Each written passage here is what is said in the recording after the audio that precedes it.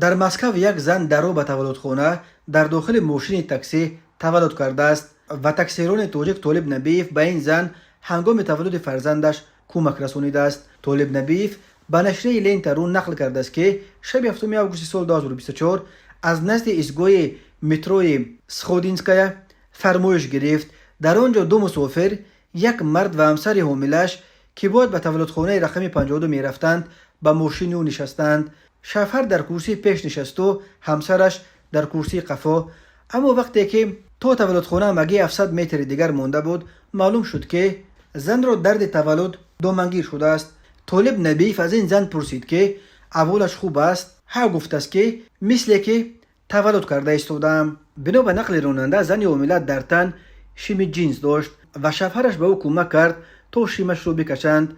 بعد این جریان حوادث صورت گرفت و الکی بعد مدت کوتاه زن در نیمه راه وقتی که ماشین منتظر ثبت شدن چراغک راهنما بود، در همان چهارراه فرزندش را به دنیا آورد. طالب نبیف نقل کرده است که نه او و نه اون زن در این حالت دست و پا نخوردند، همانجا منتظر ماشین یوری تاجیلی شوند یا به تولدخانه بروند. زن گفت است که او را به تولدخانه برند. آنها به تولدخانه رسیدند و راننده همراه شوهر آن زن به قبولگاه شتافتند تا که طبیبان را دعوت کنند. راننده بعد چند لحظه به پیش ماشین برگشت است تا که زن و کودک نوزاد تنها نمانند. به آن زن گفتم که برای کرسی ماشین پروا نکند، میشویمش. پرسیدم که بچه تولد کرده است یا دختر؟ او طفلش را دید و گفت که بچه. یگان 6 دقیقه گذشت ولی هیچ نه که طبیبان به پیش ما بیایند. من به قبولگاه برگشتم، کمی داد و فریاد برداشتم.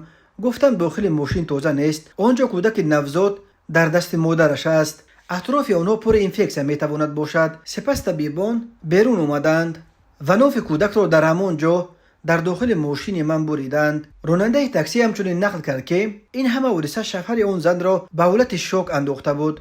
طالب نبیف میگوید وقتی که پول را میداد دستانش چنان میلرزید که یک بار همیان از دستش افتاد و یک بار دیگر پولهایش. خبرش دادم که صاحب پسر شده است.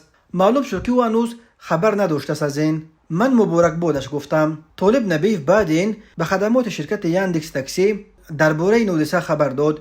ماشینش را به نقطه شستشوی ماشین آورده است.